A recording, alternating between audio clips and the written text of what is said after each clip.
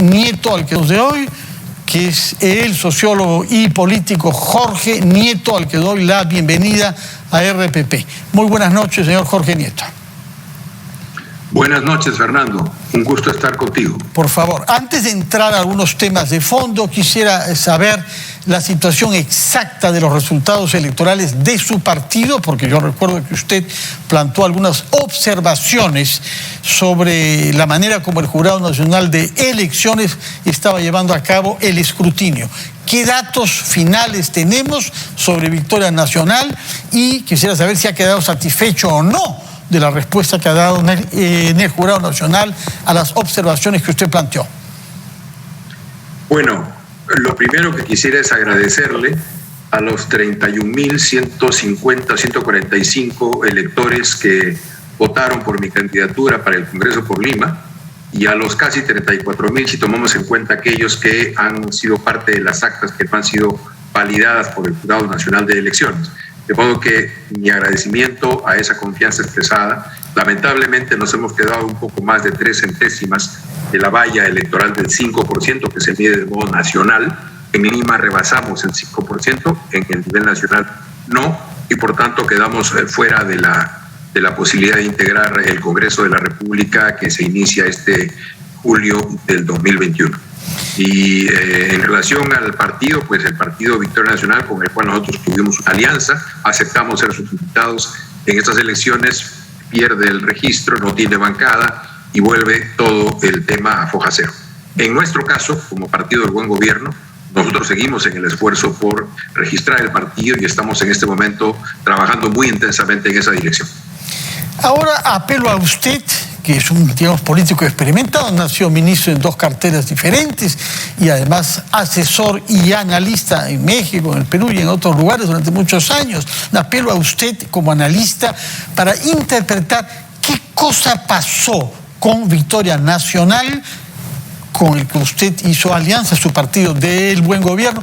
¿Qué pasó para que, digamos, las intenciones de voto que lo daban como ganador durante largo tiempo se hayan ido evolucionando hasta esta triste situación? 4.9, justo un poco por debajo de la valla. Es decir, ¿qué pasó para que una tendencia a votar por partidos de centro, si usted acepta que se puede caracterizar de esa manera a Victoria Nacional y otros, no tuviera éxito y más bien se votara finalmente por extremos? Bueno, en estas situaciones uno no puede echarle la culpa, digámoslo de modo coloquial, a otras circunstancias. Es el propio trabajo que uno hace el que explica los resultados que tiene. Y es evidente que si bien en general la polarización política del país tendía hacia los extremos, esto no es una novedad. Yo lo vengo diciendo desde hace por lo menos 2 años y medio, 2 avenidas perfectamente cimentadas para un extremo a la derecha de interpretación fundamentalista religiosa y otro extremo hacia la izquierda de una interpretación estatista y étnica de la situación. Si bien la situación tendía hacia allá, había la posibilidad de construir un centro político, no ideológico, un centro político que tuviera la capacidad de ofertar reformas profundas, que es lo que el país necesita hoy día, garantizando continuidad democrática y también continuidad de aquellos avances que en materia económica hemos logrado y que se deben convertir en prejuicios del comportamiento económico del país. Señaladamente, la necesidad de la estabilidad económica que nos permita seguir avanzando progresivamente en el desarrollo del bienestar para los peruanos. No tuvimos esa capacidad, desdibujamos muchas veces el centro político, tuvimos dificultades para tener la comunicación y la elocuencia suficiente para que ese centro político se convierta en un espacio atractivo y finalmente el centro ha terminado reducido y aplastado por 2 fuerzas extremas que, como lo dije también en la campaña electoral, en mi opinión, lo que garantizan son nuevas crisis de gobernabilidad en el futuro. Ahora bien, esta previsión que usted hacía, esta constatación, que en efecto yo recuerdo que la he hecho desde hace más de 2 años, usted decir, antes de la pandemia, ¿es un fenómeno específicamente peruano o es una tendencia que ve usted también producirse en otros países de nuestra región? Es evidente que tenemos, Fernando, un pacto roto. Lo vemos en Chile, lo vemos en Colombia, lo vemos en México, lo vemos en El Salvador, lo vemos en el mundo. Las personas que están hoy día elaborando, vea usted la última reunión de Davos y las reflexiones que tienen ahí grupos empresariales, intelectuales o economistas de talla mundial, o las que recientemente ha publicado en 2 libros excelentes la economista Mazzucato, reflexionando sobre el futuro del capitalismo. Esta necesidad es la que está planteada hoy día en el debate nacional. Y por tanto creo que esta crisis que tenemos es un modelo que ha dado de sí, que ha tenido un gran éxito en muchas cosas, pero que está roto. Hay un consenso que está roto. ¿Qué necesitamos frente a esa situación? Reconstruir ese consenso. No extremar posiciones polares que nos permitan seguir rompiendo lo que ya está roto, sino más bien reconstruir un consenso que nos permita mirar el futuro con claridad. Mire, yo he dicho antes que tenemos 2 problemas en curso. Los 2 problemas inmediatos. Uno inmediato es la pandemia y su dominio. El gobierno hoy día, el presidente Sagasti ha hecho un balance de su gestión de 6 meses. Y sería mezquino no reconocer que por lo menos en el tema de las vacunas se ha anotado un gran éxito. 60 millones de dosis garantizan, si la campaña de vacunación se desarrolla con intensidad y con probidad, garantizan que tengamos condiciones para que todos los peruanos estén vacunados. Hoy día tenemos apenas casi 3 millones de dosis aplicadas de 24 millones que son el universo al cual debemos aspirar. Estamos atrasados. Pero hay que reconocer el logro del gobierno de que ahí donde no había contratos, como se nos engañó en su momento por parte del presidente Vizcarra de entonces, hoy tenemos 60 millones de dosis. Pero junto con ello, eso es un logro, junto con ello, es necesario también que miremos el otro tema, que entra a veces en conflicto y en contradicción, que es la generación de empleos. Pero no solamente la generación de empleos, volviendo a hacer lo que ya hicimos, algo de aquello tendremos que hacer. ¿Qué se plantea el mundo hoy día? Se plantea una reforma de fondo de la manera en la cual está estableciéndose el desarrollo de la economía y la relación del Estado con la economía. Eso es lo que reflexiona en Davos, y es un tema que en nuestro caso no aparece para nada en el debate político de la segunda campaña electoral, de la segunda parte de la campaña electoral. En la primera, algo tratamos de colocar como parte del debate, finalmente derrotados, como le dije hace un rato, pero necesitamos que nosotros nos fijemos como país esos objetivos que nos permitan hacernos cargo de los problemas económicos que tienen nuestros compatriotas, que tenemos todos, pero de cara a la economía del conocimiento, a la 4ª revolución industrial, que va a suponer destrucción de millones de empleos, de cientos de millones de empleos, pero al mismo tiempo posibilidades de una nueva empleabilidad. Mientras eso no esté colocado en nuestro debate, estaremos andando a ciegas y sin rumbo.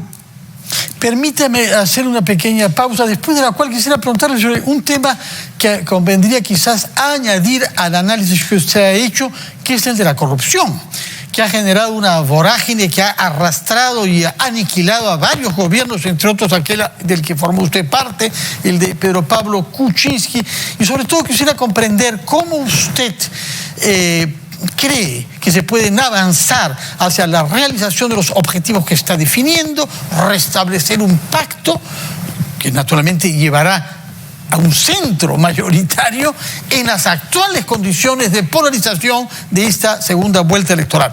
Vamos a oír la respuesta de Jorge Nieto después de una breve pausa. Estamos conversando con el exministro y analista político Jorge Nieto, a quien le habíamos pedido que incorporase a su análisis el papel que ha jugado la corrupción para esta eliminación del centro como alternativa política y esta exacerbación de los polos en nuestro espectro político, y preguntarle cómo, habida cuenta de esta polarización, podemos restablecer lo que él llama un pacto roto. ¿A dónde nos está llevando esta campaña polarizada? Estamos empezando a ver señales de pérdida de la paz y de la tranquilidad democráticas en el país. Candidatos o excandidatos que realizan amenazas de muerte en las plazas públicas, agresiones a periodistas con el argumento de que hay una parcialización, probablemente cierto, una parcialización de un sector de la prensa grande en favor de una candidatura. Desarrollo de distinto tipo de agresiones y de campañas de mentiras, lo que se llaman las fake news, que están pululando en las redes sociales. Y todo esto comienza a generar un clima de creciente violencia verbal. Y ya no solo verbal. Y esa violencia tiene que ser contenida. Y yo quisiera dirigirme aquí, si me lo permites, Fernando, a la señora Keiko Fujimori y al señor Pedro Castillo. Tienen que controlar su discurso. Tienen que acabar con todo proceso de polarización que ponga en riesgo la paz y la democracia. Está muy mal que esta segunda vuelta se lopezaliaguice. Necesitamos un debate de ideas y de propuestas porque además la situación nos lo reclama, pero tenemos que entender que es una disputa entre peruanos. Aquí nadie es dueño de la bandera nacional, es de todos y tenemos que resolver entre todos. Hoy día con esta segunda vuelta, pero más adelante, con una gestión de gobierno que va a requerir estabilidad y salidas concretas para la situación. Entonces, lo primero que tenemos que hacer para encontrar el rumbo a restablecer un pacto social en el Perú es acabar con este clima de polarización, y allí los candidatos presidenciales en lisa tienen la primerísima responsabilidad y les invoco a que la cumplan. Junto con ello, necesitamos agrupar a ese centro político, todas aquellas personas que no votaron por uno de los dos extremos de esta polarización, que, en mi opinión, garantizan solo nuevas crisis de gobernabilidad. Agruparlas, construir un fuerte centro político que nos permita innovar en la política, innovar propuestas en la reflexión sobre el país y al mismo tiempo construir con ellos una fuerza ciudadana vigilante. De modo que los peores pronósticos, y lamentablemente yo tengo los peores pronósticos, no se cumplan y evitemos que el Perú no sea lo que está llamado a ser, y en eso coincido con el presidente Sagasti. Estamos llamados a ser una potencia media en el mundo y a convertirnos en un país desarrollado en los próximos 20 años si hacemos lo necesario. No digo un país en vías de desarrollo, digo un país desarrollado. ¿De quién depende? De nosotros, de lograr una solución distinta a los problemas que hoy día tenemos en las manos. Señor Nieto, ¿cuáles son esos peores pronósticos a los que usted ha hecho discretamente referencia? Nos los ofrece como imágenes hoy día América Latina, Fernando. Vemos lo que pasa en Colombia, un gobierno de derecha que no entiende la naturaleza de la situación, que no entiende que está gobernando en un pacto social y económico roto, que no entiende que tiene que producir transformaciones de fondo y que se enfrenta a una movilización social creciente que incluso pone en riesgo la propia viabilidad de ese gobierno. Esa es una imagen. Y creo que una candidata está asociada a esa imagen. La otra imagen la vemos en El Salvador, pero podría mencionar 2 o 3 países más. Es decir, un liderazgo que conversa y dialoga con cierta eficacia con la sociedad y que al mismo tiempo en esa eficacia logra finalmente arrasar a otros poderes del Estado y romper el equilibrio de poderes.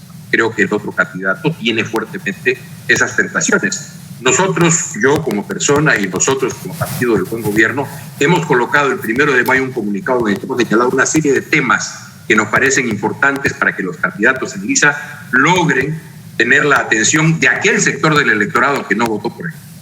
Es la hora en la que yo no escucho nada de ninguno de los dos que me diga que estos temas de fondo puedan ser realmente enfrentados de un modo positivo. Por tanto, cuando digo crisis de gobernabilidad, lo que estoy diciendo es o Colombia o El Salvador. Y ninguno de los dos se puede.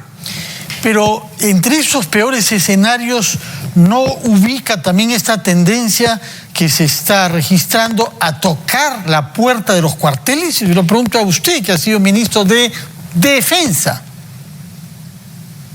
Me hicieron esa pregunta en una exposición que tuve que hacer en un barrismo académico hace unos días. Y vuelvo a decir lo que entonces dije. En este tema, el problema no son las Fuerzas Armadas. Si uno lee el comunicado que sacó el Comando Conjunto cuando la crisis del gobierno de Vizcarra y del señor Merino, y uno lo vuelve a leer, uno ve muy claramente el punto de vista de las institucional de las Fuerzas Armadas expresada nada menos que en un comunicado. Lo que nos estaban diciendo es: nosotros, Fuerzas Armadas, sabemos claramente cuál es nuestro rol constitucional. Pero de fuera de las Fuerzas Armadas, desde el mundo civil y en el mundo civil no solamente los civiles como usted y yo, sino también civiles que fueron gentes de uniformes, están permanentemente invocando la posibilidad de que las Fuerzas Armadas intervengan en la política nacional. Yo creo que eso tiene que ser... Y en el acto electoral, exigiendo a algunos de ellos que las actas pasen también bajo control de la Fuerza Armada para el escrutinio. Le vuelvo a decir, el problema no son las Fuerzas Armadas, el problema es el mundo civil. Hemos escuchado a distintos tipos de personajes, algunos que tú conoces muy bien, invocar de modo elíptico la posibilidad de un golpe de Estado. En el momento en el cual nuestras Fuerzas Armadas institucionalmente nos dicen tenemos un rol constitucional, y en la práctica no lo han dicho, pero eso es lo que sugieren, cumplan ustedes su trabajo, políticos civiles, hagan su trabajo, construyan salidas, construyan pactos, construyan soluciones, porque nosotros tenemos claramente sabido cuál es nuestro rol constitucional. Una última pregunta. ¿Qué espera usted, Jorge Nieto, del debate técnico que va a realizarse este domingo en Arequipa? Usted sabe que se trata de 6 temas: reforma del Estado, economía, salud, infraestructura, y que cada uno de estos temas será expuesto por un técnico de cada uno de los 2 partidos, es decir, habrá en realidad 6 debates entre 2 técnicos diferentes, y constato en la lista que los 12 son nuevos en los respectivos partidos, puesto que para reforma del Estado hay Dina Boluarte, vicepresidenta, candidata contra Patricia Juárez, también candidata a la vicepresidencia. Recuperación económica, Juan Pari por un lado, contra Luis Carranza por el otro. Luego, sobre salud, Hernando Ceballos por un lado, contra José Recoba por otro. Luego, infraestructura, tenemos a Andrés Alencastre por un lado, contra Carlos Brus por el otro, que ha sido ministro en el mismo gobierno que usted. Seguridad ciudadana, Abelino Guillén por un lado, contra Fernando Rospigliosi, que es nuevo en Fuerza Popular. Y medio ambiente y desarrollo sostenible, Celeste Rosas por un lado, contra Hernando Guerra García. ¿Qué espera usted de los intercambios entre estos 12 técnicos de los 2 partidos que tendrán lugar, repito, este domingo en Arequipa? Yo espero que por fin escuchemos propuestas serias y consistentes.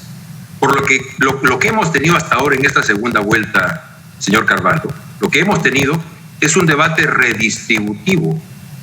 A ver quién ofrece más bonos, a ver quién compra más deudas y perdona más deudas, a ver quién ofrece una u otra solución de esta naturaleza a la población. ¿Quién sabe si la podrán realizar? Pero hoy es el momento en el cual la campaña ha sido básicamente redistributiva. Yo creo que la campaña tiene que plantearse, además de eso, tiene que plantearse toda la parte previa, la parte predistributiva. ¿Cómo construimos riqueza en un mundo que está cambiando aceleradamente? ¿Cómo usamos las capacidades que como nación tenemos, y tenemos muchas? 4 o 5 de los 10 elementos estratégicos de la economía del conocimiento los tiene el Perú, y los tiene en abundancia. ¿Cómo ponemos en valor eso? ¿Cómo hacemos que la Amazonía tenga un gran proyecto nacional para que la convierta en horizonte de futuro para el país? Para que mire no solamente sus capacidades extractivas, que es todo lo que tiramos ahora con ojos del siglo XIX, sino para que veamos aquello que la ciencia y la tecnología nos pueden dar como industria de la salud, industria de la defensa, industria de la cosmética, preservando y conservando la Amazonía rigurosamente. Tenemos en el mundo 3 deudas que saldar. Una deuda ambiental, no la estamos cumpliendo. Una deuda social, el malestar que tenemos en el país y en América Latina deriva de allí. Y una deuda ética que tiene que ver con el tema de la corrupción, pero no solamente con el tema de la corrupción, centralmente la corrupción, pero también tiene que ver con volver a discutir formas de vida que sean aquiescentes y amables con el planeta. Si no resolvemos estos 3 nudos, no estamos teniendo rumbo para el país y no estamos discutiendo los problemas que le permitan convertirse al Perú en una potencia media en el mundo. Yo espero que el debate se eleve sustantivamente, que los nuevos militantes de estos 2 partidos hagan un gran esfuerzo y que nos den respuestas a las preguntas serias y sólidas, y dejen de estar tirando la casa por la ventana, porque ¿saben qué? La casa está en graves problemas. Necesitamos trabajar en serio. Muchas gracias, Jorge Nieto, por su tiempo, por la claridad de su análisis y por el entusiasmo que ha puesto usted en dar un fundamento racional a la esperanza en el futuro de nuestro país, de la que hablaba el presidente de la República citando al mariscal Cáceres. Muchas gracias y buenas noches. Gracias. Corresponde ahora que hablemos sobre salud pública, es decir, sobre la lucha contra la pandemia, y hemos invitado para